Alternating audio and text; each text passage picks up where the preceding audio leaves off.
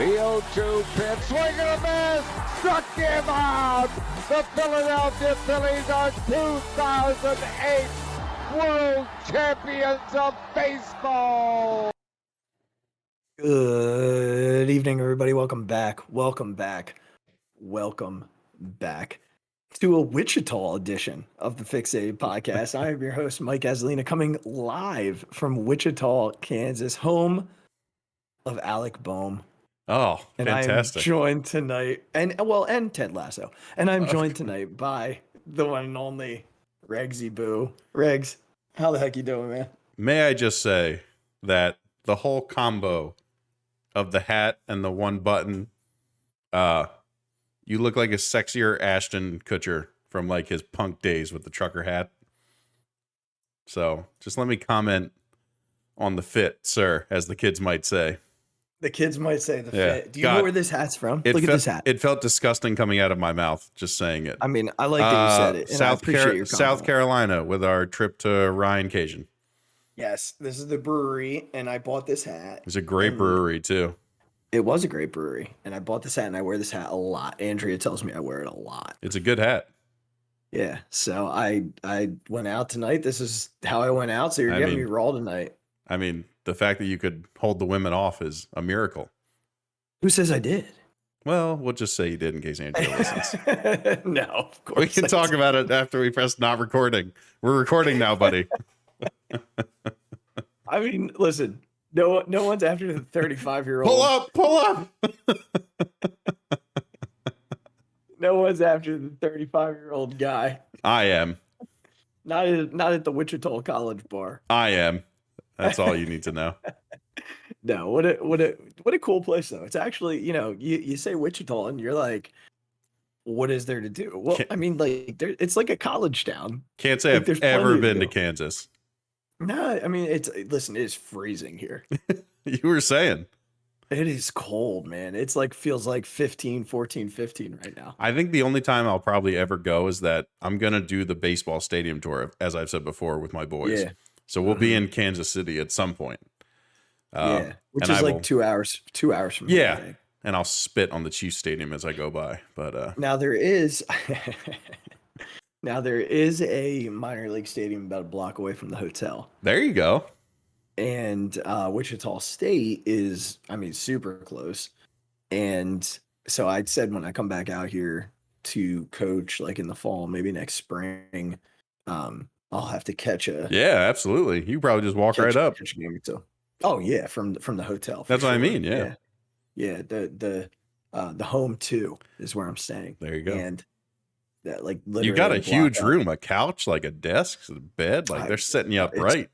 Just all suite. It's every room in this hotel is a suite. Awesome. So yeah, it's like a perfect spot. Is that a curtain in the middle of the room? It is. Because someone could sleep. The couch pulls out, I assume.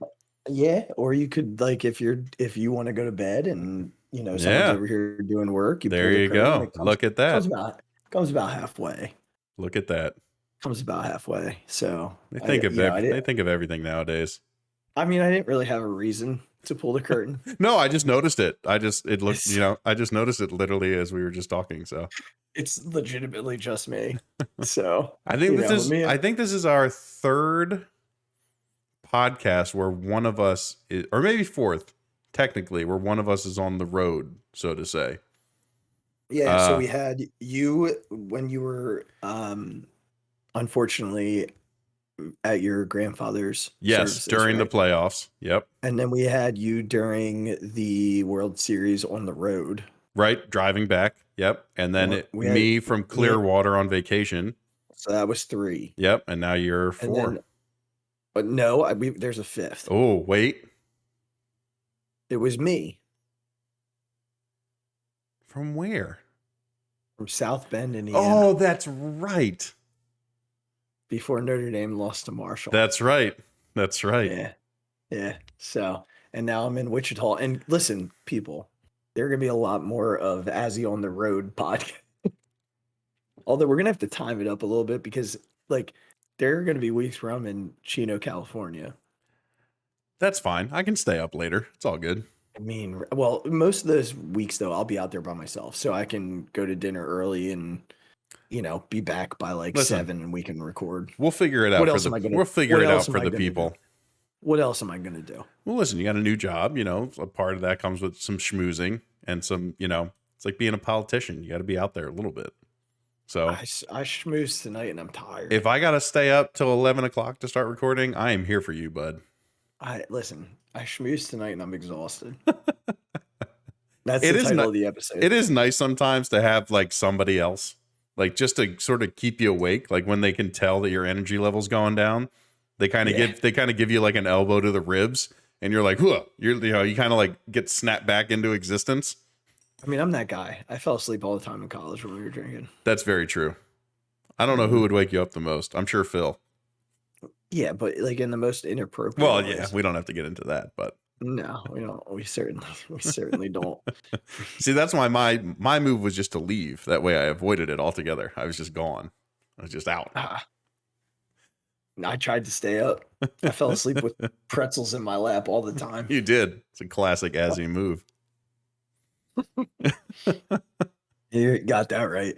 You got that right. Well, Regs. Well, listen, Where you at, man? I appreciate your dedication to the podcast with bringing your stuff on the road. You got the microphone, you got the headphones, you're set up, ready to go. Yeah. Everyone appreciates it. Andrea told me that like I had to watch my voice level because people won't appreciate being, Oh, see, awakened. I hear you great. I think you're perfect right where you're at. Yeah. Yeah. Well, I feel like I'm good. I told her we've done it. Like I did it when I was in South Bend and like no complaints. So Yeah, it's all good. get off my back, Andrea. Yeah, seriously. Get off my back. Back off, A-Beard. Be For better. Christ's sakes.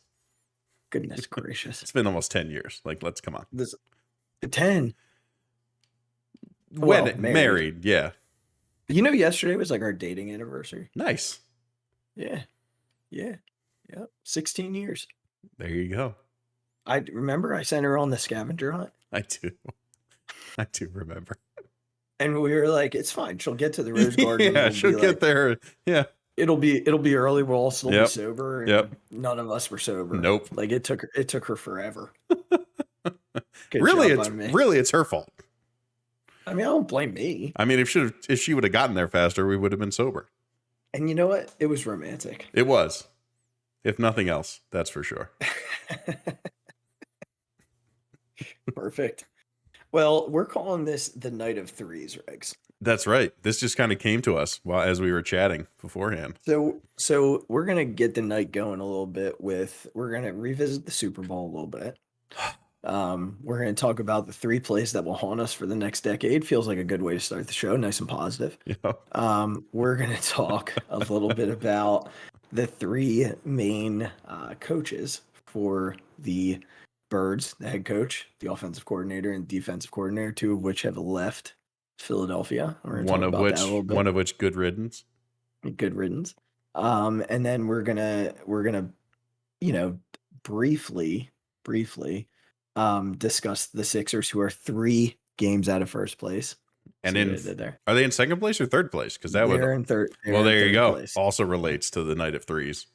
And then we're gonna take the Phillies and do 3 storylines for spring training, since Oh my pitchers and god, catchers. there are videos and people are yapping, and it's getting me through the darkness.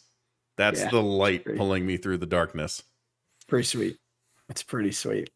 So we got quite a bit that we're going to talk about here this evening, and we're going to start right away. Riggs, how are you with the Super Bowl? Like, where are you at right now? I think I texted you, was it yesterday? Maybe the day before. Okay. That I randomly was saying out, like, I'm going to look up the text message right now because I was just like, I keep saying out loud. Here it is. I keep randomly thinking out loud, man, our defense didn't make one single play. And then it said, I might not still be okay. Or I might still not be okay. And that was yesterday at 2:14 p.m. To which you respond, I'm good now, totally processed. And I said, I'm happy for you.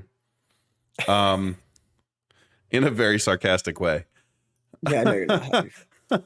which you could obviously sense through a text message. I'm not over it. I think I've come to terms with it. I'm still not happy. Like I still feel it. I still feel it like in my bones. Right. But I'm in a better place than I was on Tuesday, if that matters, you know? I'm in a better place. I'm still not in a good place, but I'm in a better place. Have you truly processed it and you're good now? Yeah. Like Good for you. I'm definitely processed. Like I'm still, bummed. There's no doubt about that. Like I'm certainly bummed, but I'm at a point where it's like, what am I going to do about it now? Yeah. What are we going to do to change what happened? It's unfortunate. Like trying to find the silver lining in all of it, which is clearly Jalen Hurts is the guy. Clearly Nick Sirianni can coach. The offense is really young, really talented, mostly coming back. And I trust the head coach to find the right coordinators. Here's the thing. They hired this guy 2 years ago and he brought on two guys that we've never heard of, right? And both of them got head coaching jobs in 2 years. Yeah. Whether you want to say that it's deserved or not, he Yeah. clearly knows how to pick guys who can be looked at in a successful manner. And look, at the end of the day, like I'm going to say that. I'm not going to say it right now because I feel like it comes up when we talk about the coaches. Okay. I like it. But I've processed to the point where like I've accepted the loss and I'm not going to sit here like a 49er fan and hone on it. Oh yeah. This is true. This is like truly an internal struggle for me. It's not an I think that's the most I'm at. Yeah, it's not an outward. I'm not like replying to anybody on Twitter or IMing, people at work anymore as I was on Tuesday. I took the morning off on Yeah, Monday. that was probably a good idea. Yeah. I was very quiet and slightly hungover on Tuesday morning. I think I'm just, and again, we can get into the plays and things like that. I think and it probably didn't help that I just listened to the Go Birds podcast and all James Seltzer did was yell about all the things that went wrong, which is great. Like I loved it. But it just sort of, it brought back several things for me that I might have processed, but I like listening to those guys. James, I think we need to get James on one of our podcasts coming up. I mean, he does an Eagles podcast. He does a Phillies podcast. He's about to take over the morning show. Might be able to get him. He's got nothing to do at nighttime now, so we'll work on that. But anyway, and again, we've got his buddy Jack on already, so he can give us a good word. Yeah, sure. Let's just get into the plays, and I think I'll process my emotions as we go. That's fine. Why don't you start? Give me your first play. So, what we're going to do is we're going to talk about. We're each going to have 3 plays that will haunt us for this entire, off season and probably the next decade. And we're going to talk a little bit about that play and what would have been different, and kind of go from there. Not to be over dramatic, but the next decade. And they will. You're absolutely right. You're absolutely right. We still talk about. It's been 2 decades, and we still talk about the Patriots Super Bowl and Joe Carter. And Joe Carter, and we still talk about the Phillies losing the World Series in 2009 and what that felt like, and that was 14 years ago. That's right. And there are plays still to this day, like Bradledge not holding Johnny Damon on, and like all of it, like it's all there. So I'm not putting mine in any order of importance. I'm ranking them all the same. So Yep. The first one that comes to mind is the fumble for a touchdown. Okay. It was just I really feel like if we go down and score and are up 2 touchdowns, I think this game is different. 10 points isn't enough. But I think 14 might have been. Could have been 17. Yeah. Oh, thank you. Yes, 17. So like it just was such an uncharacteristic and then he unfortunately kicks it, which leads to 3 Chiefs being able to get on it because obviously all our guys are not in a position to make a tackle or recover the ball. And I mean, they said it on the Go Birds podcast tonight that I was listening to. Like, is there a chance that the ball was slick, like the field? Because like, when have we seen Jalen Hurts fumble a football just trying to change hands? Possible. Again, that could be debated forever, but Yeah, we probably would have seen more fumbles if that were the case. yeah, I think it was I just think that we had a chance to put the game away in that moment on that drive. Mhm. And again, credit to Jalen Hurts and the offense for coming back right after that and going and scoring 7 points. It's basically what kept them in the game at all. I think if they come out and go 3 and out there, Kansas City might win by 14 points. Honestly. But it's just going to be it was the play. I saw some great tweet that said this Super Bowl was the Patriots Super Bowl without the strip sack. Yep. Like it's a perfect analogy. Kansas City got the big play and we didn't. Mm-hmm. And but it's still like, as much as I'm positive on Jalen's future and I love how he came back and led them to a touchdown, it's still something that happened that has to be acknowledged. That was a huge play in the game. Yeah. What's your first one? So I'm going to kind of go off of that a little bit, but I'm going to go the play before. The fumble doesn't happen if Isaac Seumalo doesn't move early. Yes. If he doesn't move early, it's not a 3rd and 5. It's a first down. Or a 3rd and 6. It's a first down. And that play never happens. And look, it's a quarterback sneak. You don't need to jump. Right. It's super undisciplined. It's unnecessary. And look, Isaac's been great all year. He's been fantastic. Really it's the first time he's been healthy his whole career. Yeah. Crazy because he's a free agent. Shock. Yeah. But that play to me it's a great one. It's not really talked about enough. Yeah. No, you're absolutely right. We want to focus on the fumble because it's the action that, kind of crushed our dreams. But truly, if you think even just the play before that, the dead ball before that, then, you're looking at something very different. And it's a killer that it happened, because if it didn't, it's a first down, and who knows after that? That's right. It's certainly not a fumble. I mean, and we don't know that, but it's not. But it's probably not that. Right. They're not calling that quarterback draw. That's for sure. Yeah. So that's my first. That's a great one. It's really good. Thank you. I think my second one,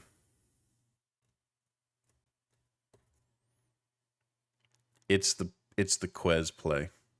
Okay.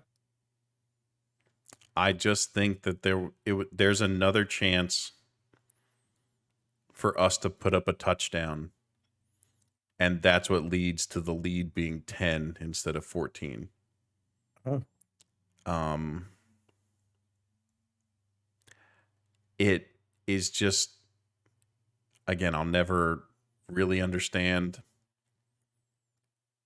And there's certain plays where you might say that despite it hitting a guy's hands, like it's almost impossible for them to make the catch. I don't think that was one of those plays. I think that we had another Quez screw up. It's very similar to the Washington game. And even you brought it up at the time. He slowed down on that route for no reason. I just think it's such a huge completion and such an unbelievable throw by Jalen Hurts that leads to our touchdown, which makes it 14 instead of 10. And I just think knowing that you have to get 2 touchdowns despite the way Patrick Mahomes was moving the ball,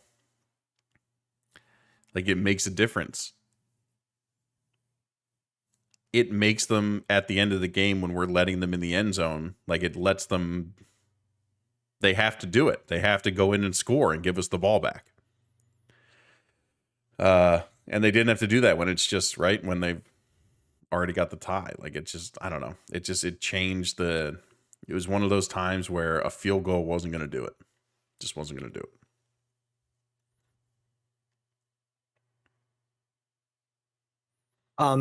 Yeah, the quest play is hard. Like, it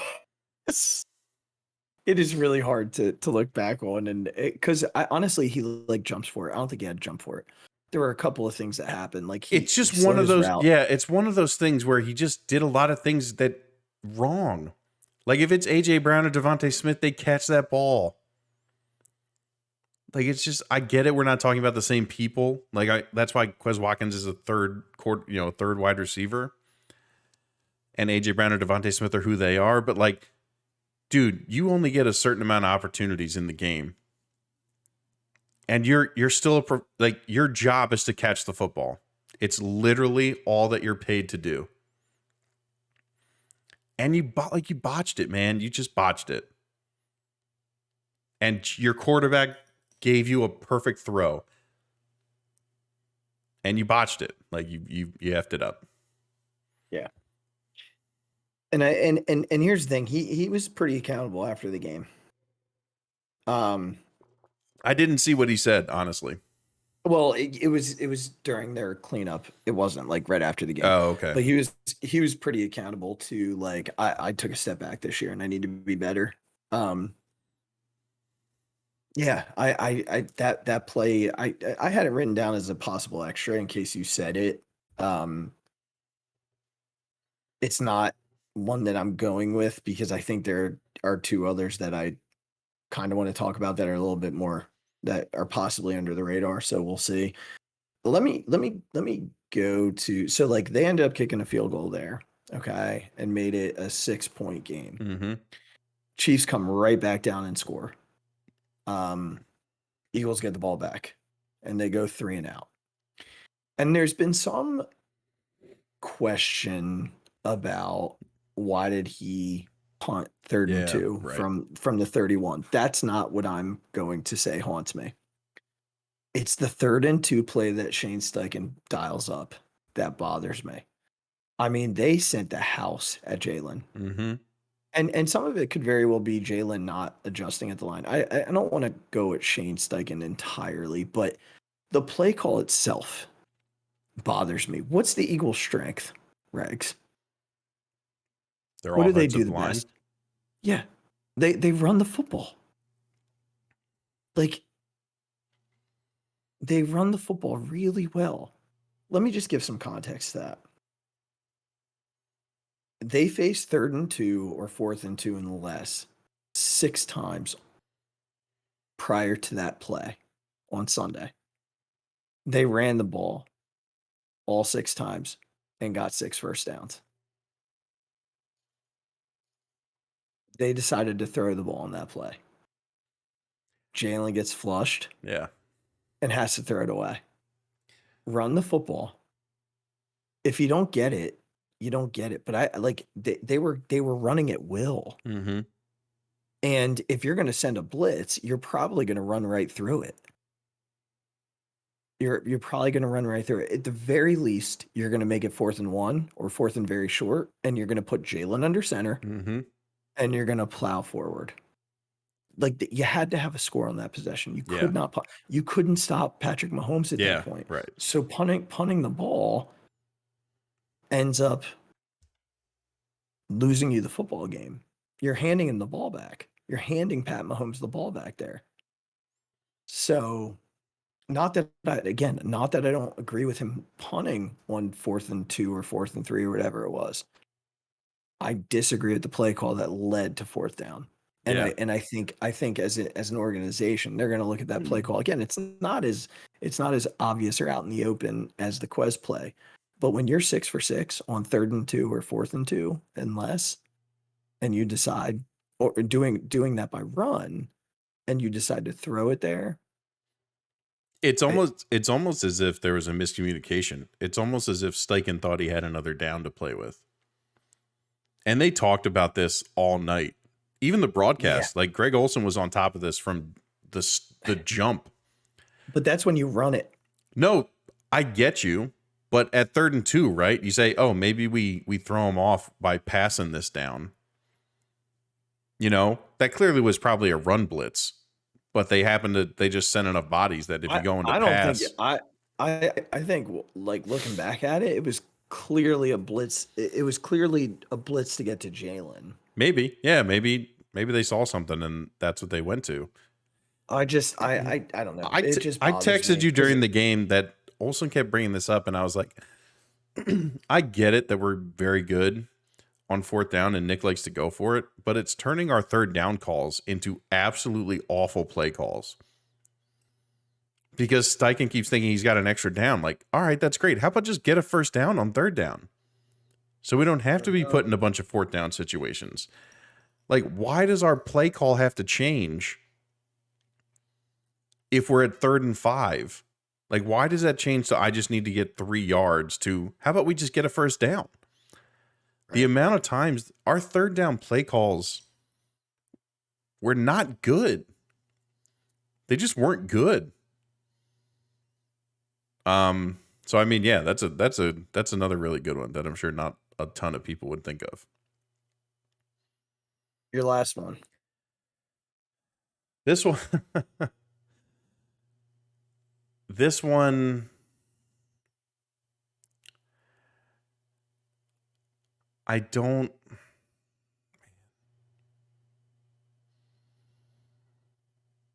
think it's got to be the Sipas punt.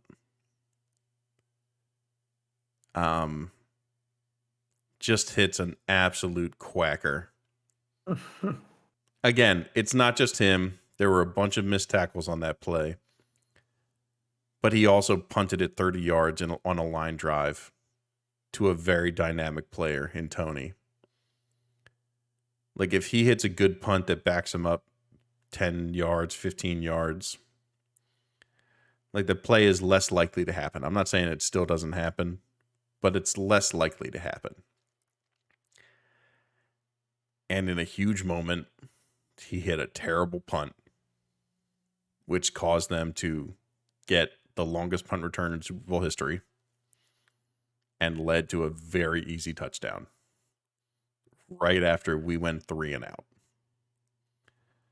Like, it was just an absolute dagger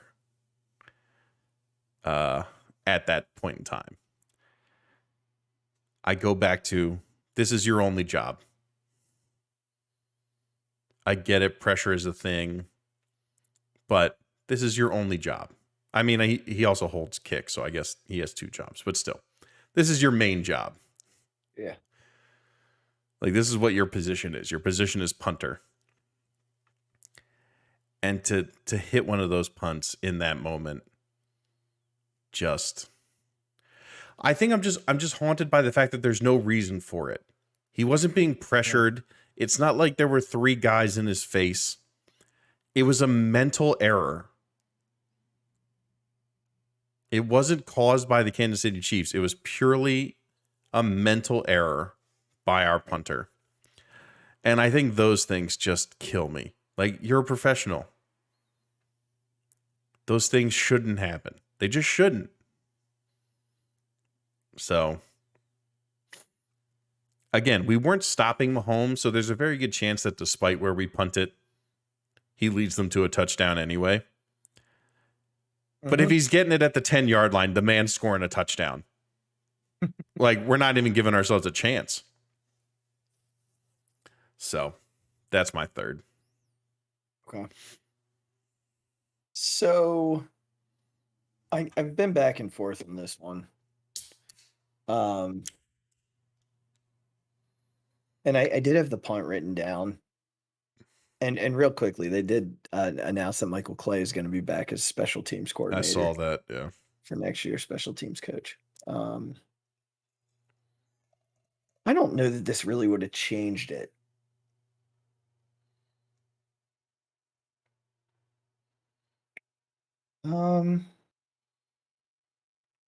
This Yeah, isn't what you want to change. This is what will haunt you.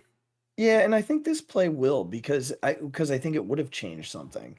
I don't think what I have here is accurate, so I'm trying to find um the right stat because I had a couple of yours written down, but I had extras just in case it didn't turn out, the way that if you put something down that I put down, and I know it's okay to have the same thing, but like there are many plays. Yeah, We talked about this, there's more than 6 of them. Yeah.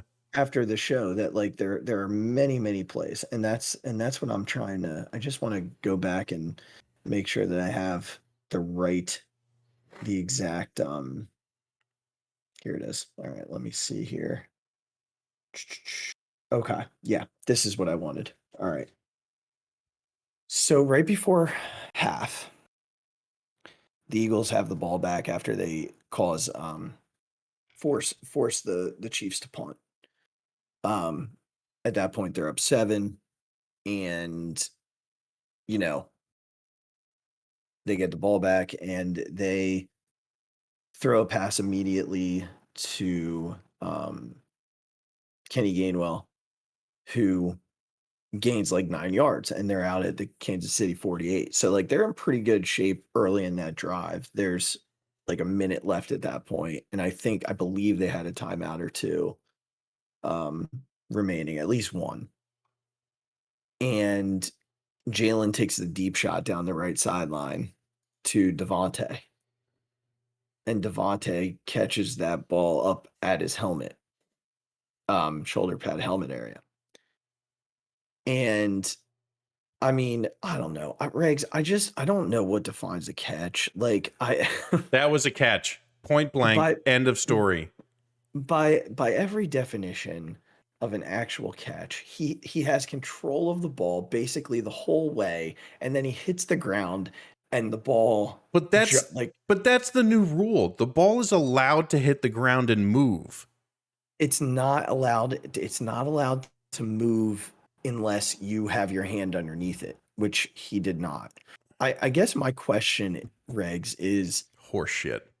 My question, Regs, is if the ground can't cause a fumble, why is it able to cause an incompletion? The ground out of bounds.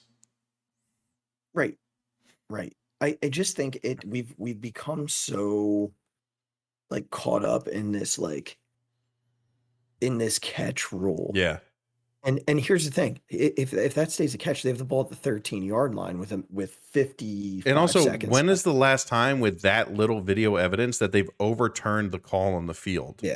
Yeah. I think that play is getting a little bit underlooked. And again, I don't want to blame referees. No, right. I really don't. Like, I don't want to blame them, but I feel like that's going to haunt me for a while because, again, it's a play that no one's talking about because it's just so like this is what the rule is now. Like this is what we consider a catch and what we don't consider a catch, and this was not a catch according to the rule. And I disagree. Like I think, he definitely had control of the football as he was going out of bounds. He had it pinned against his shoulder, and then he went to the ground, and that's when the ball sort of like jarred loose. Yeah. And I'm having a hard time. I struggle with that one because again, they have the ball 1st and 10 at the 13. He's out of bounds, so the clock stops. Mm-hmm. There's 55 seconds left. Yep. They have a timeout from the 13-yard line, which means they can run the ball. Mm-hmm. They can throw the ball. Like there's plenty that they can do there. I believe they had at least one. I think they might have had 2. Yeah, they had 2 timeouts.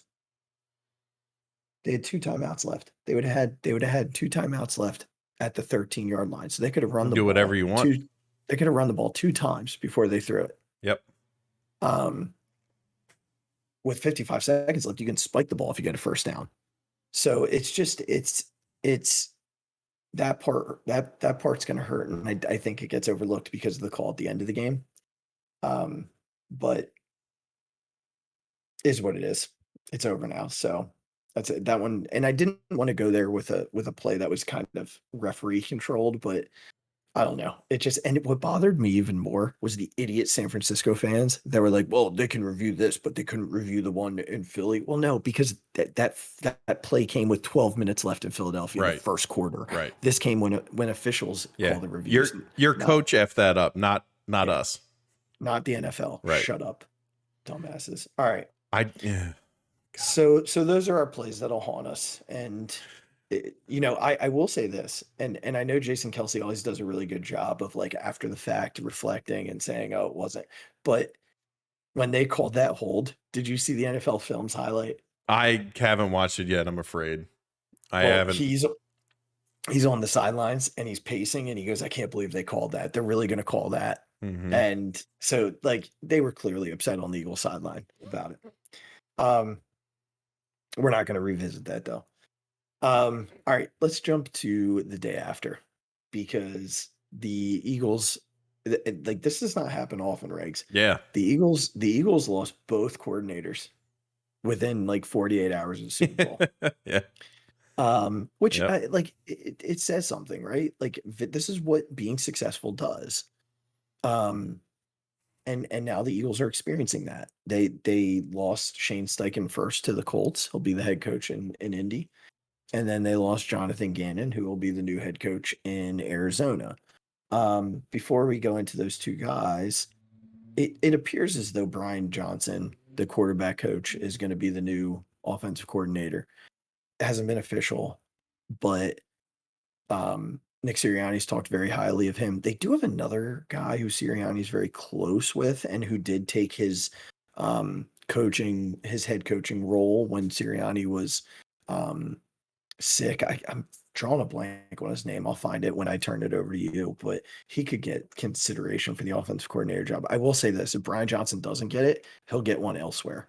Like he might go with Steichen or Gannon to be the offensive coordinator. And you don't want to lose this guy because Jalen Hurts and he have a very good relationship. Mm-hmm. And then I don't know, the Gannon situation, and I'll let you kind of talk to both of these, then I'll jump back in before we jump over to the Sixers. Sirianni did say that he's looking for a coach who will adapt and adjust his game plan. Sirianni had to go at Gannon a little bit last year, and one thing I like about Sirianni is he'll coach his coaches, and I think that that's something a leader needs to be able to do is coach the other leaders around him or her, and make adjustments as necessary. And I think they have to be reflective of themselves and the people around them. And Sirianni's proven to do that over his 2 years. He was reflective and pulled his own play calling responsibilities for Steichen to be able to do that. And then he was reflective and went to John Gannon and said, look, this isn't working. We got to fix it. So, one of the guys that we've heard the name thrown around, Vic Fangio, who was supposed to be signing with the Dolphins. Yeah. Hasn't signed with the Dolphins officially. And then another guy's Vance Joseph. And I think, two very different styles there. Mm-hmm. Fangio is far more like Gannon, probably even more conservative than Gannon is. Vance Joseph is very aggressive. But they share in common the fact that they're both veterans, and it would leave Sirianni to say the defense is yours. I don't want anything to do with it.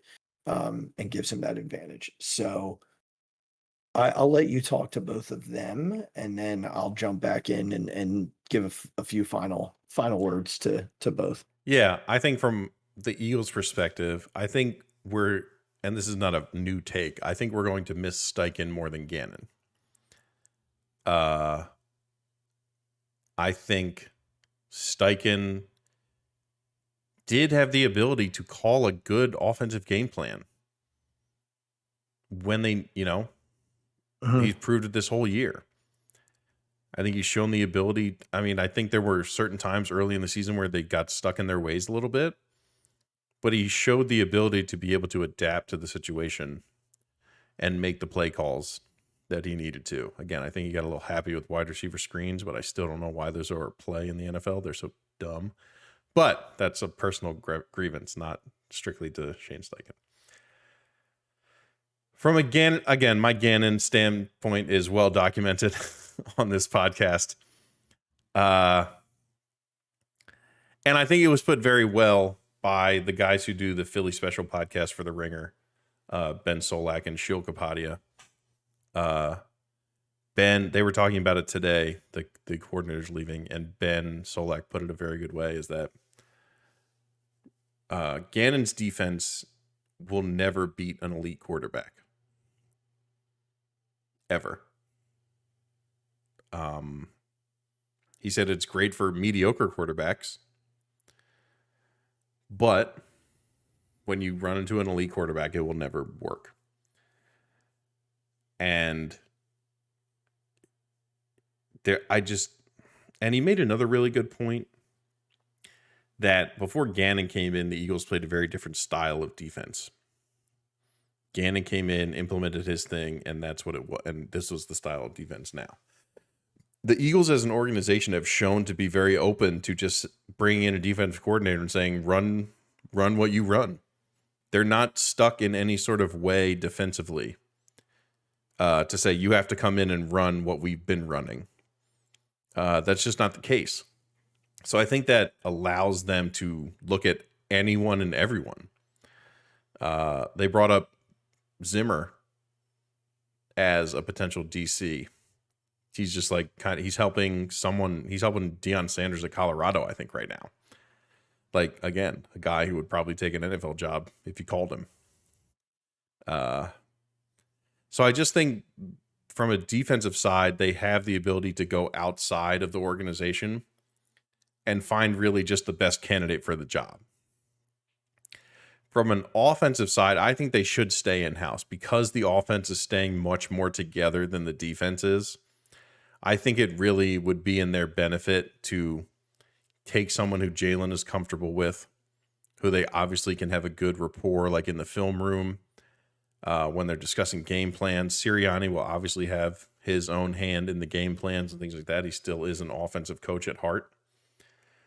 So I think from that perspective, an internal hire makes a ton of sense. And look, whoever we bring in a defense coordinator, the defense from a stats perspective will not be as good as this year's was. Just how everyone points out how the defense had all these historic stats and things like that. I don't care what system the guy runs.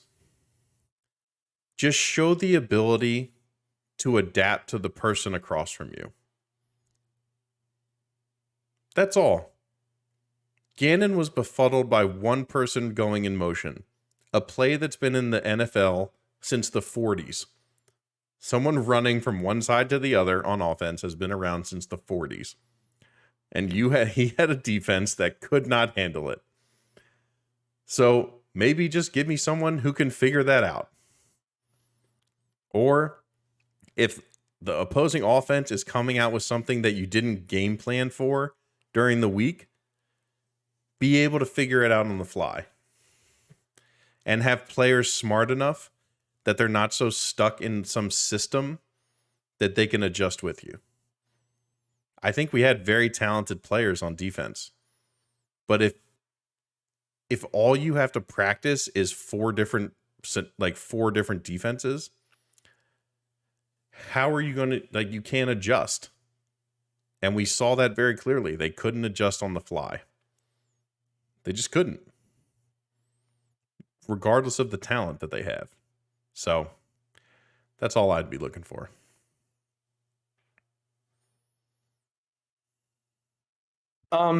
Yeah, a couple of quick things. I don't have much on Shane Steichen. I agree with pretty much everything you said there. I don't know that it matters a whole lot. To look externally here, because I think there are plenty of candidates internally, and I think what you said carries a lot of value in the sense of you're at least going to have 9 guys back next year. Yeah. You'll probably lose Sam Alu because you're signing a guard just doesn't make a lot of sense. And if Kelsey decides to return, which I do believe he will, then Cam Jurgens can just play right guard for a year. So you're really not losing a whole lot there. Mm-hmm. Like, you're just not. And again, Brian Johnson has such a good rapport with Jalen. But the other name that I was looking for is the passing game coordinator. So he clearly has a relationship with Jalen too, Kevin Patullo. So I'd assume one of those two guys gets it. From the Gannon perspective, we already mentioned a couple of names. I'm going to mention one more who is internal. Denard Wilson is another guy that could get that job. Here's the thing with Gannon. And look, when you face the elite of the elite, like in the NFL, when it comes to offenses, like it's gonna be a shootout. Like the NFL is not made for defenses to win football games anymore. There's just I think they're that's at fair. they're at such a disadvantage, and we saw that in the Super Bowl. Like you just a jersey grab costs you the Super Bowl. In a box, it costs you the Super Bowl, not overall, but in that box, it costs you a Super Bowl. The Eagles' biggest strength was their pass rush, and again, both teams had to play on it. But there have been many clips floating around with time after time of their best pass rushers just straight up slipping and falling to the ground. It affected us more than them. I get it. For sure. We both played on it, but it made a sure. bigger difference to us than them.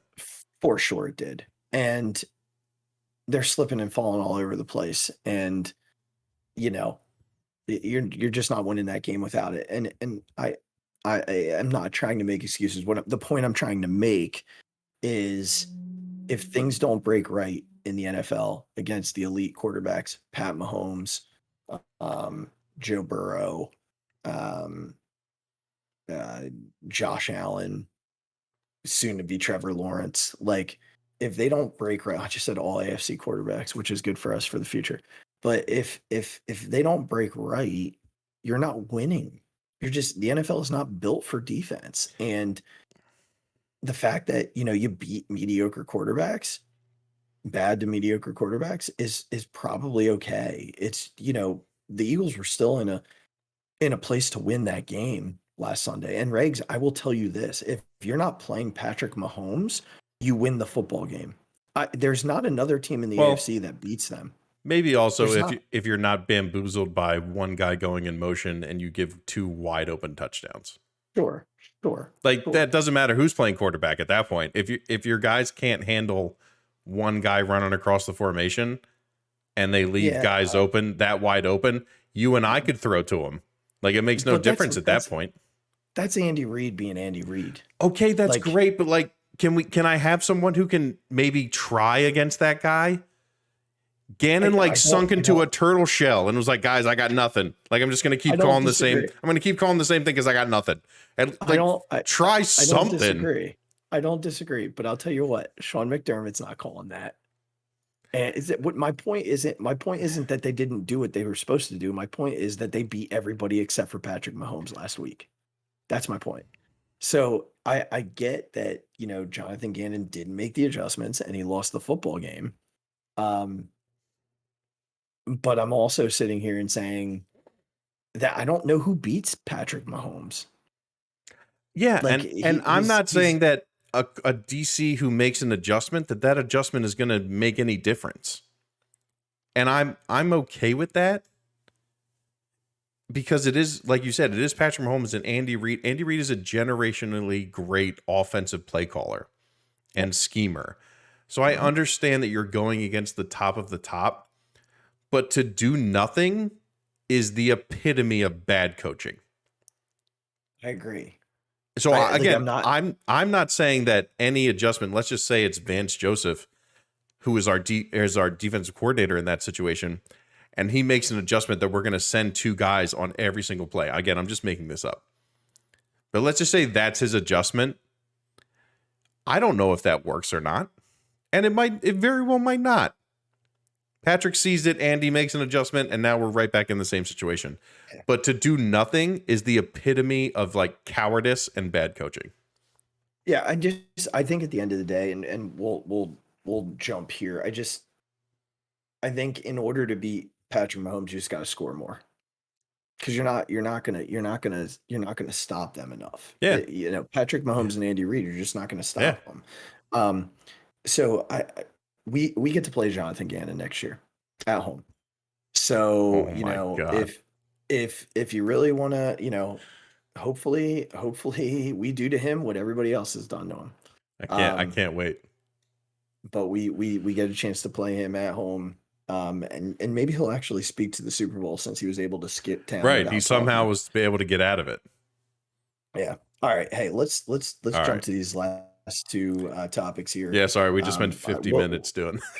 we'll get back. We'll get back to the Eagles. We'll do a post. I mean, free agency starts in the middle of March, so There you go. we'll do that, and of course our draft preview, and maybe we can get like Reed Blankenship on the show. That'd be awesome. Well, yeah, I mean, hey, the Why not? least he can do is say no. That's it, or not respond. That's right. Either one. Hey, so the Sixers. Yes. This is a great reset point for us. The Super Bowl ends and the Sixers hit the All-Star break. Comes at a great time. Yeah. Comes at a great time. 38-19. Had a pretty decent win last night, aside from basically blowing a 30-point lead. But 3 games out in third place, which makes, you know, perfectly for our night of threes. Yeah. But I don't know. There's not a whole lot that I want to Yeah. really get into other than, you know, they're in a good spot coming out of the break. I think they're in the I think they're in the best spot they can hope to be. They're not as good as Milwaukee. They're not as good as Boston. Still see them being able to compete with Milwaukee. I don't think they'll ever compete with Boston. Boston is just unreal, but I think they're in a ballpark with Milwaukee. I think Giannis would score 50 points a game against them. Yeah, but Joel would probably put up 40. Well, yeah, sure. But again, I think if Milwaukee is healthy and has Middleton and Holiday, we have no one who can guard those. Like, again, Melton can guard Middleton. Yeah. From a point guard perspective, we have no one who can cover Holiday. And we have no one who can cover Giannis. Yeah. What the Sixers usually do with Giannis is let Joel cover him. Yeah, but I think that's great, but then that goes like Embiid is not built to cover Giannis for 4 quarters. But here's what he does. He just stands at the free throw line and makes him shoot threes. Yeah, but he's gotten a little bit better at that. Let's be honest. I think you're right. I think Boston gives them the biggest matchup problems. And I think Milwaukee is and I think Milwaukee is second, but I still think they're better. I think when we looked at this at the beginning of the season, we expected the Sixers to be third. So I'm happy that they've kind of gotten out of the middle of the pack. Yeah. And shown that they can be the third best team in the East. And again, when you get into the playoffs, who knows what the hell happens? Right. So I think they're exactly where they should be. I don't like that when they get up by this much, Doc goes to these all bench lineups and they just slowly bleed the lead out. Until he has to put his best guys back in to win the game. Like you should have beaten Cleveland by 45 points last night. Yeah, it shouldn't have been close. Never. Yeah. I still don't think Doc is a good coach, and I don't think it's going to be good when we get into the playoffs.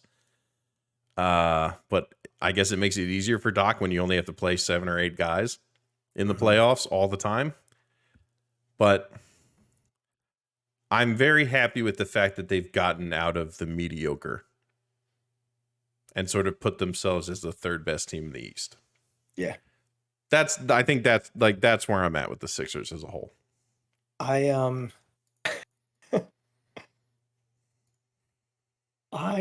wonder, like, are we going to get out of the second round hell this year? I don't know. Because I was talking to somebody tonight, one of the principals that I was at dinner with, and they were like, you know, I really feel bad for you guys. And, you know, we all kind of look because they're, you know, a couple of Philly fans hanging around, believe it or not. And she said, because you lost 3 titles in 6 months, less than 100 days. And she's like 2 in one night. And So when that made me feel a little bit badly for you guys, and she's like, and you have the Sixers too, who are like really good, and I was like, listen, the Sixers aren't getting out of the second round, so I'm not stressing the Sixers right now. And she kind of laughed, but I mean, luckily with all the stuff that's happened, the East is worse. Yeah. Than when we started. Yeah. So if we don't have to play Milwaukee or Boston in the second round, there's a very good chance we could get out of it. Right. Well, then you got to go to an Eastern Conference final and have that heartbreak. Well, yeah, when we get there, like all bets are off. But there's a chance if the bracket swings the right way that we could, because Brooklyn obviously got worse. Cleveland is still an up and coming team, but obviously we shown last night can be beat. In a 7-game series, I don't worry too much. Like after that, like Miami isn't as good as everyone thought they would be. They're not as good as they were last year. Well, still. But I don't want to face Jimmy Butler and Spoelstra in a playoff game. Like I'll just say, I'll say that flat out. But I think the Sixers are a better basketball team. Yeah. And then you just keep looking at everyone else. It's like, Well, we'll see. I mean, as of now, we'll see. They would match up with Miami in the first round. I think like that's okay. Yeah. I honestly think that's okay. All right. I mean, listen, we get a week off. That's right. A week off, and then we reset with the Sixers. We'll be right back at it with them. Yep. Next Thursday, we will dedicate time to. They're still priority number 2, but still, they're not number 3 anymore. They're not number 3. That's right. But who is priority number 1? You ask. That would be your fighting Phils. You're damn right it is. Pitchers and catchers reported, and basically everybody reported. Woo, got me all hot and bothered today, the Phillies. Yeah. Did you see Kyle Schwarber's shirt? Yes, I fucking did. I want that shirt. So do I. I want that shirt. It's perfect. It's fantastic. Perfect. So listen, there are going to be so many storylines to talk about over the course of the next month and a half before they head north. But we're going to talk about our 3 biggest storylines for the season. Regz, do you want to go first again? Yeah, can I? Yeah, of course. So number 1, I'm going to our girl, Alex Coffey. Yeah. Just put out an article for the Inquirer. I'm just going to read you the Twitter post she read. Please do. A few days ago, JT Realmuto caught Andrew Painter for the first time, expecting to see a 4-pitch arsenal. To his surprise, he saw a 5th pitch, a cutter that Painter started working on this offseason, on the potential of a 5-pitch Painter. The dude is 19 years old. Just think about that. 19 years old. Yeah. Throws 100 miles an hour. Can paint fastball to either side of the plate.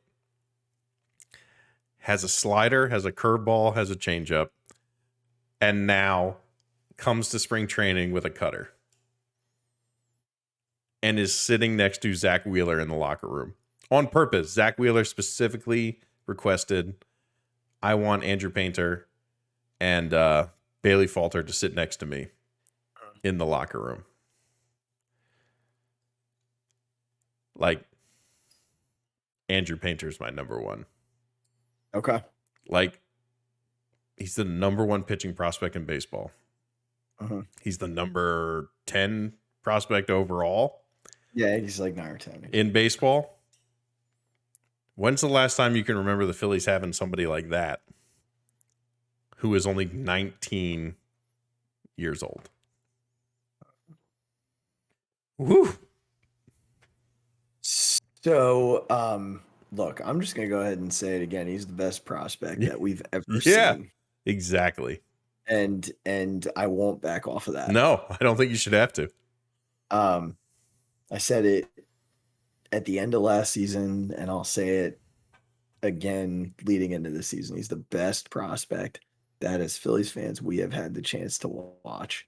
So get ready, everybody, because this kid is unbelievable. There's going to come a point where I'm not allowed to say he's the best prospect that we've ever seen. It's just the best pitcher we've ever seen. It might just be the best pitcher. All right, so mine's kind of similar, Regs. It's a little bit has to do with Painter, but not necessarily entirely. And it's just simply the fifth starter spot because I think while we're all salivating over the idea of Andrew Painter, we just have to prepare ourselves for the idea that he possibly doesn't make the team out of camp. Yes. Just to preserve him a little bit Mm-hmm. because he only threw 100 innings last year. So you're not going to see a crazy jump from that this year. You'll probably, I think the max is 120 innings this year. Yeah. Again, you said it, he's only 19, so you have to be really careful.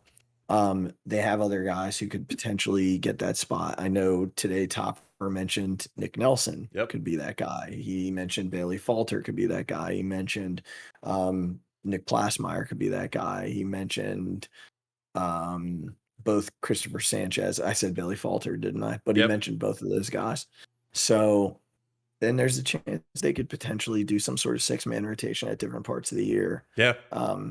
There's not many spots to be had, right? The fifth starter spot is up there. There are 2 bench spots that are up there. And then there's the 8th reliever spot. And I do believe that one of the guys who doesn't get the 5th starter role ends up in that 8th reliever spot as like a spot starter guy who can pick up an extra day. But I think the 5th starter spot, and I will say this, that 8th reliever will not be Andrew Painter. No. So if he doesn't win that job, my guess is it's Bailey Falter and Chris Sanchez.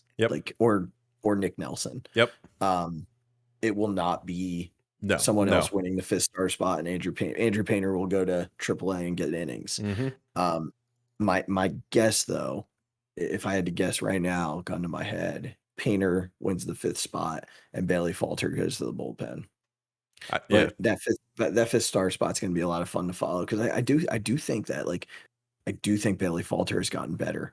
I'll be interested to see what Plasmeyer does. He was okay last year, wasn't bad. I don't see Nick Nelson as a starter. No, I don't think so either. And Chris Sanchez was fine at times last year too. But I think when you're thinking 5th start, it's got to be somebody you can hand the ball to every 5th day. Yeah. And if it's not Painter, then Falter makes the most sense because he was successful there last year. But I got my eye closely on that. I think that's going to be a fun storyline to follow this season. And it's good when one of your biggest storylines is who's going to be your 5th starter. Yeah, right. Not who's going to be your 3rd starter. Yeah. But who's going to be your 5th starter? Because you already have 1 through 4 lockdown, which is really cool to know. Going into the season, really cool to know. Yeah. Basically, it's your 5th starter. Your 12th, 13th guy, position player wise, and your 8th reliever. Everything else is locked in. That's cool. Pretty good. It's good to know. Yeah, it's good to know. So you're number 2. Mine's a combo of Bohm and Stott. Interesting. What leap? Not a leap is too strong a word. What improvements can they make this year? I think for Bohm, it's a little bit different than Stott. Bohm obviously had his great rookie year, really dropped off a cliff, handled his adversity last year with coming back from the whole I hate this effing place and all that. He's come into camp 10 pounds heavier, looking to put some power in his bat. He obviously has the bat to ball skills. That guy just knows how to put the ball in play and get hits. If he can turn into a 20 home run guy, I think it makes a huge difference. As a guy who's probably going to hit 7th in your lineup, I think it makes a huge difference. And then from Stott's standpoint, you're moving over to second base, which is, again, I think he'll be perfectly fine defensively. But offensively, he went to the playoffs and he was not good in the playoffs. He had his couple hits against the Braves and things like that, but in the World Series and all that was just not good. So what adjustments can he make from his first to second year that keeps him, I don't think he's a question mark, but I also don't think he's not out of the woods. He has to show some improvement in order to keep his spot. Because again, you could put a Sosa in there who's again, he's not. I don't think he has the potential that Bryson Stott has to be the hitter. That Bryson Stott can be, but he's as solid or better defensively, and like has played in the major leagues more. So it's a guy sitting right there, that could do it, or even a Howie Kendrick, right? Howie Kendrick can play second base. You're talking about Josh Harrison? Josh Harrison, sorry, I said Howie Kendrick. I was thinking about someone else. I know. I got you. Thank you. I remember. Josh Harrison could play second base, and that's a veteran who played pretty well, has been, playing okay. Again, he's not trying to beat out some otherworldly second baseman coming behind him, but he has to show the ability to. He has to show improvements this year, and I think he will. But I'm very interested in how those two guys, what they give us this year. I did have Bomer written down as a possibility. I'm not going to use him now, but I wrote him down as I had like 5 things written down. He was one of them. Just because of I think we're going to see huge uptick in his power this year. That'd be great. I just really believe that. All right, I'm going to read some names off, and I want to see if you know what they have in common. JT Realmuto, Garrett Stubbs, Trey Turner, Kyle Schwarber, Taijuan Walker, Ranger Suarez, Jose Alvarado, Gregory Soto. They're all playing in the World Baseball Classic. In addition to Vito Frischia, who's like the 4th catcher on their roster, Vimael Machine, 3rd second baseman on the roster. And I know there's more names that I'm not seeing on here, but I think another storyline is who the hell is playing in spring training this year. Like, none of these guys. No, like, not a lot of them. We're not going to know like anybody in spring training this year. And there was an article written about Trey Turner saying he's not worried about like being ready because of the World Baseball Classic. Like he's not bothered by that. And that's great. I'm happy that he's not bothered by that. Like that makes me feel confident that they're going to be okay. But I like basically their catchers in spring training starting like March 7th are going to be Rafael Marchand. And they just signed that one guy, right? They have John Hicks. They just signed another one like today. Yeah, there's a bunch of guys listed here. And then you got your normal first baseman. Stott and Kingery and Harrison will play. Sosa will play a lot of short. I'm sure Harrison will play some short. Stott will probably play some short. You don't have Bryce anyway. So you're like Schwarber's not going to play at all. Guthrie, like, right? Guthrie can play, Cave can play, he's up for a position, Clemens is up for a position. So I mean, it's just I don't know who's playing. Yeah. So I mean, look, they're not doing nothing. No, I guess is all we can say. Like it's not like they're not getting real pressure filled at bats or pitches or things like that. Right. Do I love that Soto and Alvarado have to pitch in a bunch of high leverage situations before the season even starts? Like, no, I don't. Especially Alvarado, who pitched a lot. Right. Like, no, I don't like that.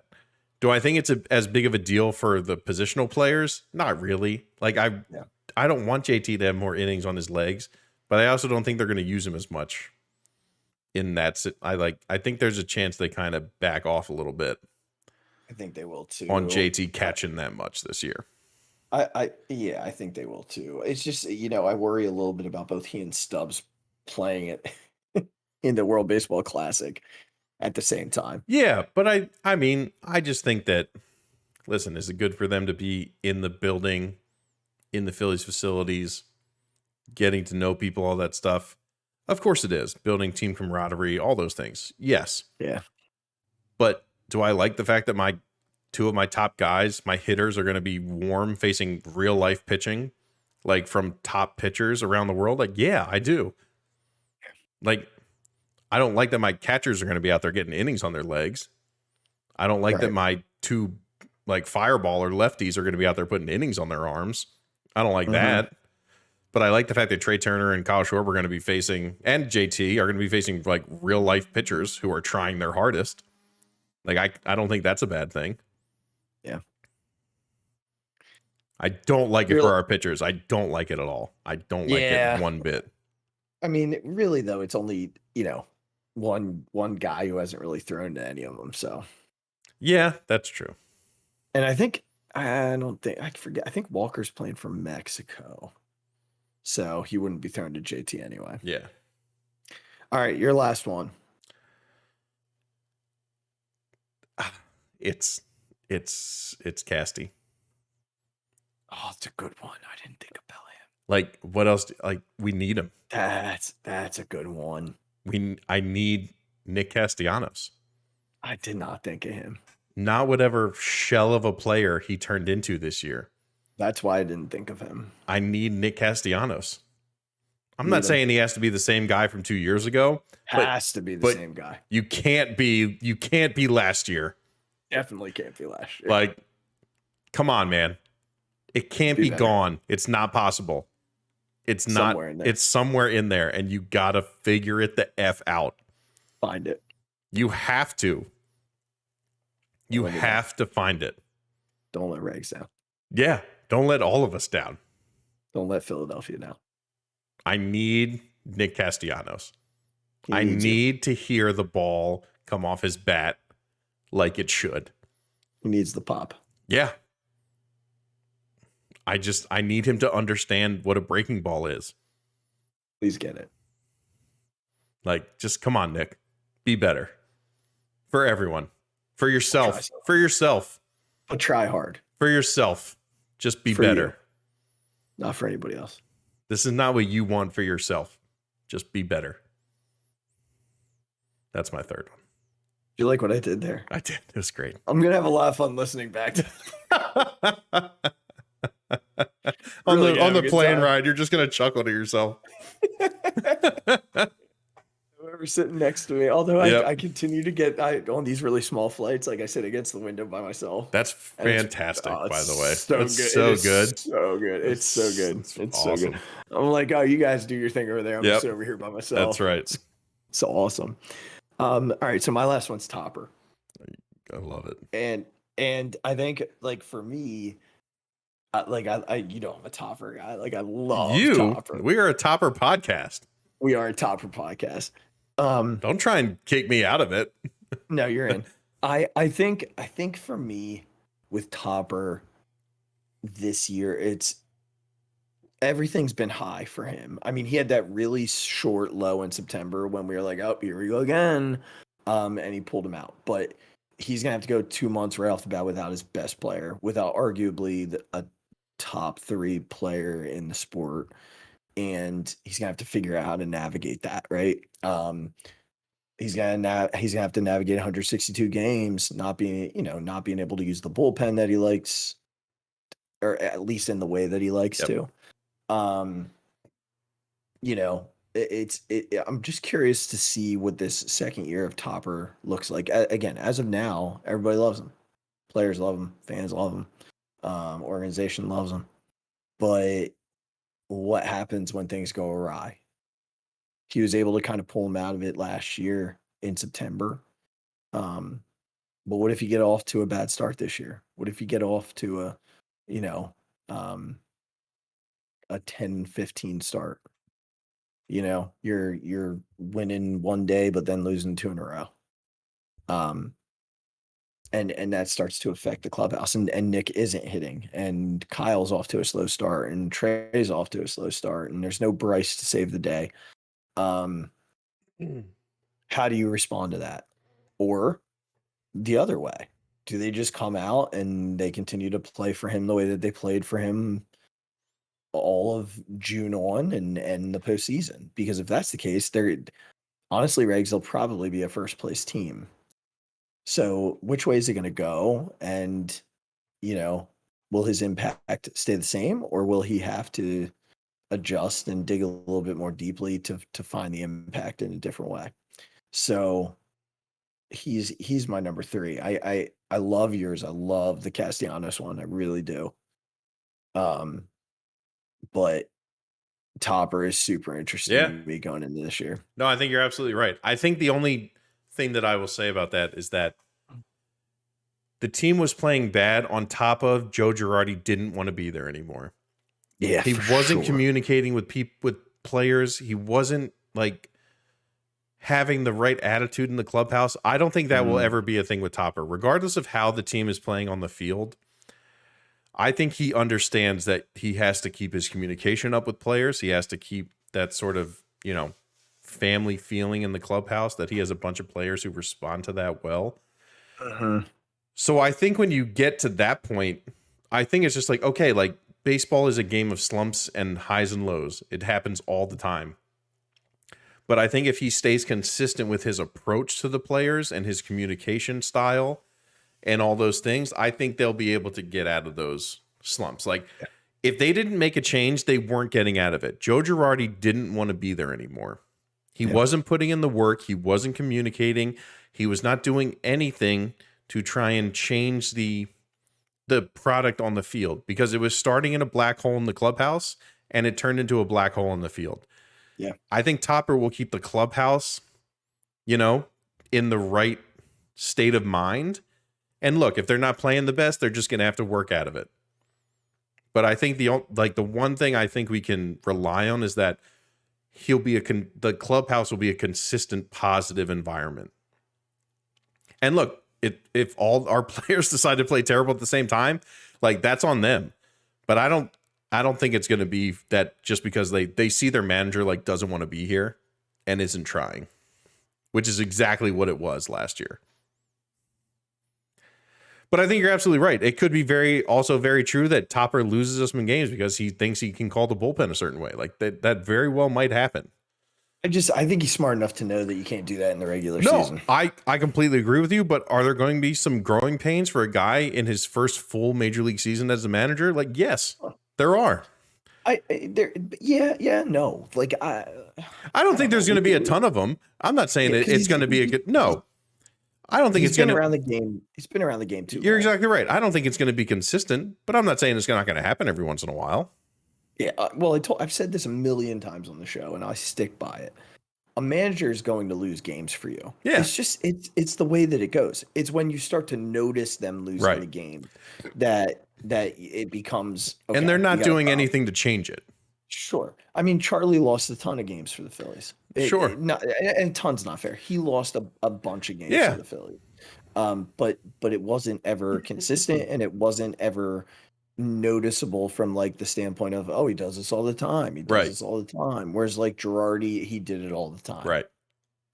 Sandberg, he did it all the time. Yeah. But I won't say Kapler because I feel. I know. But no, I'm totally with you. With Topper, I don't know that that's going to be the case. Like I think if he makes a mistake, he's able to see the error of his ways and make the adjustment. Yeah. So no, I think you're right. All right, quick Phixated. Yeah. So I've been thinking about this since Sunday, and I obviously wasn't going to do one on Sunday, but I think this Eagles team still deserves like the thank you from the fan base. Obviously it's disappointing. You get to that point, you want to win. We were the better team on paper. I think anybody would agree with that. We were one of the best teams in football all year. And we got beat by the GOAT and one of the GOATs. And it's frustrating. Like we don't have to go back into that. But here's some things to celebrate from this year. Some really cool things that I think need to be talked about. Jalen Hurts became a top 5 quarterback in the NFL right before our eyes. Played arguably one of the greatest Super Bowls from the quarterback position that anybody has ever seen. Put the team on his back on the biggest stage in the world and showed that he's legit. So something to celebrate there. Best offensive line in football, maybe in football's last decade, that we got to watch for the whole season. AJ Brown and Devontae Smith. Honestly, in my eyes,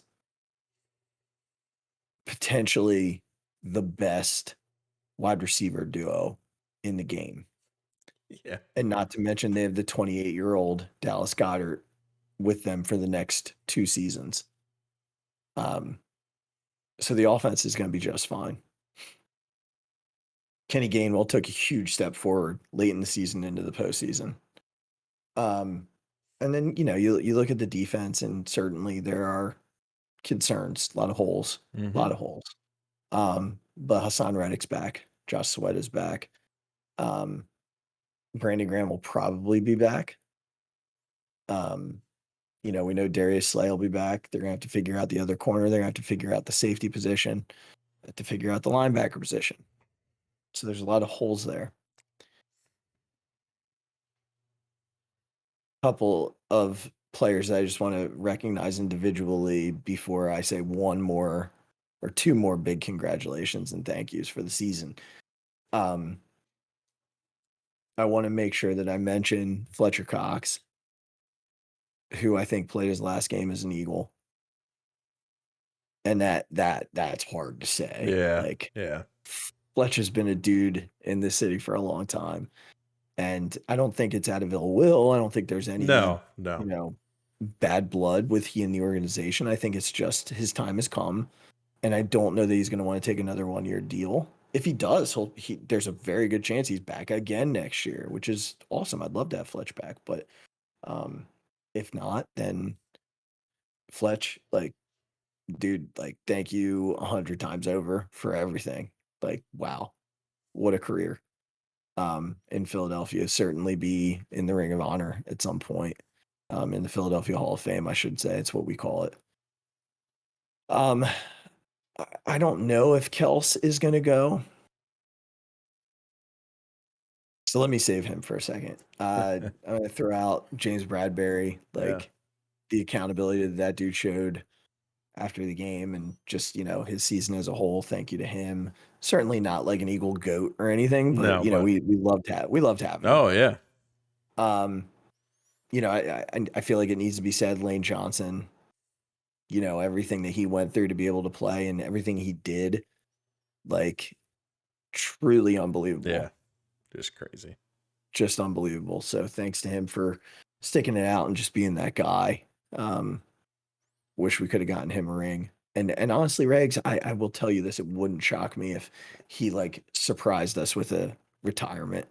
Yeah, no, I'm with you.